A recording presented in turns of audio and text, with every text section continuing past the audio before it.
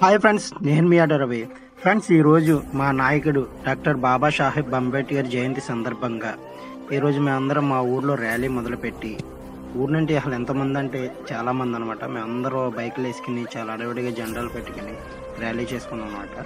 అలా గూడెంలో ఉన్న police station ఎదుర్కొన్న ఉన్న అంబేద్కర్ స్టాచ్యూకి దండైతే ఎందుకు ఇంతలా జరుపుకుంటున్నామంటే, నిజంగా ఆయన మాకు దేవుడితోనే సమానం. ఎందుకంటే అణగారిపోయి ఉన్నాం. ఎంతో మంది చేత అవమానాలు, నిందలు, హేళనలు, అసలు మమ్మల్ని మనుషులుగానే గుర్తించిన రోజుల్లో ఆయన వచ్చి మా కోసం పోరాడి, మా కోసం కదా ఆయన చాలా మంది కోసం పోరాడారు.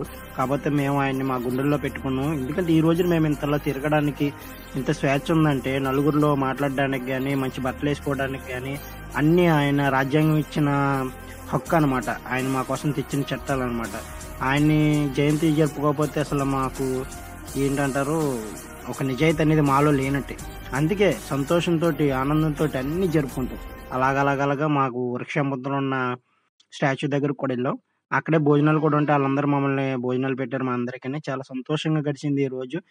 ఈ ఒక్క రోజు అనే కాదు, ప్రతిరోజు మేము ఆయనకి రుణపడి ఉంటాం.